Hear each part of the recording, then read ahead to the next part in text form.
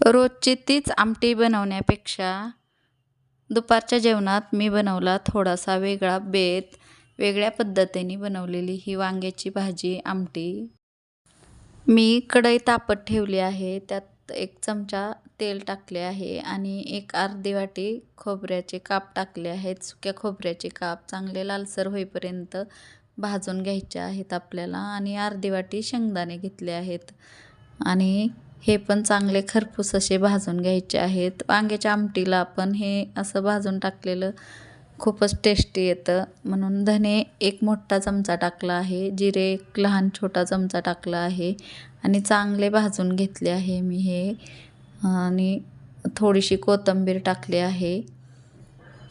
मस्त असं हे वाटण बनवायचं आहे आपल्याला खरपूस असं.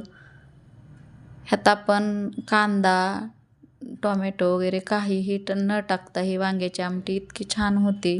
ह्या पद्धतीने बनवून पहा. आलं नाही, लसूण नाही, पण शेंगदाणे, खोबरे, धने, जिरे आणि कोथिंबीर थोडीशी ह्यातच मी हे वाटणातच वांग्याची भाजी बनवणार आहे, वांग्याची आमटी बनवणार आहे.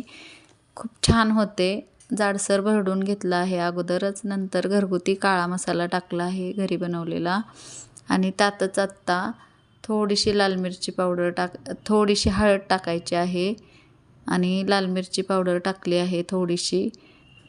वाटलं तर तुम्ही गरम मसालाही टाकू शकता. चवीनुसार मीठ टाकून घेतले आहे अगोदरच आणि ही वांगी ताजी आहेत. आजच मी काढले आहेत आणि आत्ता लगेचच कापून ह्याची वांग्याची आमटी बनवत आहे. ही मी इंद्रायणी भाताबरोबर खूप छान लागते. कधी वेळ जर नसेल तर मी ह्या अशा पद्धतीने वांग्याची भाजी बनवते. झटकीपट होते म्हणून. अशा पद्धतीने 4 भाग करून घ्यायचे आहेत वांग्याचे आणि आपल्याला पाण्यात टाकून घ्यायचे आहेत ही वांग्याचे काप काळे पडू नये म्हणून. आणि आत्ता मी वांग्याच्या आमटीला आपण फोडणी द्यायची आहे. तर मी थोडंसं तेल टाकलं आहे, 2 चमचे तेल टाकलं आहे.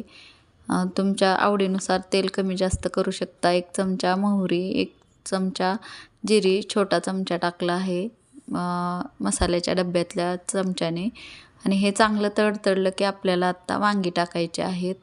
वांगी धुवून घेतलेली टाकली आहेत आणि हे चांगले परतून घ्यायचे आहेत वांगे अगोदर.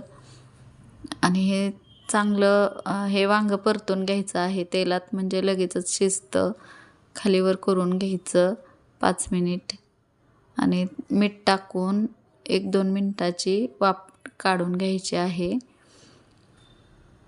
2 मिनिटासाठी आपल्याला वाफवून घ्यायचं आहे हे वांगं आणि वांग्याला चांगली चव यावं म्हणून थोडंसं मीठ टाकायचं आहे वांग्यांमध्ये. ह्या वांग्याच्या कापमध्ये मीठ टाकून घेतले आहे आणि अजून एकदा परतून घ्यायचं थोडंसं. आणि आपण जो वाटलेला मिक्सरच्या खोबऱ्याचं वाटण करून घेतलं आहे ना, ते मिक्सरच्या भांड्यातून वाटलेले ते वाटण टाकले आहे आत्ता हे आणि चांगलं मिक्स करायचं आहे. हे चांगलं मिक्स झालं की आपल्याला ह्यात थंड पाणी नाही टाकायचं, गरम टाकायचं, म्हणजे भाजीला चव छान येते.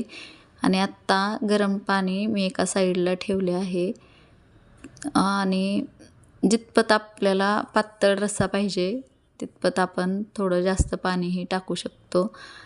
चांगलं हे मिक्स करून घेतलं आहे आणि आता गरम पाणी टाकलं आहे मी 1 ग्लासभर आणि झाकून ठेवलं आहे 1 मिनिटासाठी आणि अजून थोडंसं गरम पाणी टाकून चांगलं उकळून घेतलं आणि नंतर मध्यम ते बारीक गॅसवर मी ही वांग्याची आमटी चांगली शिजवून घेतली आहे. तुम्ही बघू शकता झाकण ठेवून मी चांगलं 10 मिनिटासाठी शिजवून घेतलं आहे. अधूनमधून वांगं असं हलवून घेतलं आहे आणि 10 ते 15 मिनिटांनी उघडून बघायचं तर खूपच छान ही वांग्याची आमटी होते. आणि इंद्रायणी भाताबरोबर इंद्रायणी तांदूळ त्याचा भात करून वांग्याची आमटी खूपच छान लागते. कधी जर मला वेळ नसेल, गडबड जर असेल तर ही मी भात आणि वांग्याची आमटी नक्कीच बनवते. बघू शकता तुम्ही गरम गरम इंद्रायणी भाताबरोबर ही वांग्याची आमटी खूपच छान लागते. रेसिपी आवडली तर नक्की लाईक करा, चॅनलला सबस्क्राईब करा आणि शेअर नक्की जरूर करा. आणि अशाच नवीन नवीन चमचमीत रेसिपीसाठी सविताज किचनला सबस्क्राईब करा. भेटू पुढच्या रेसिपीमध्ये. धन्यवाद.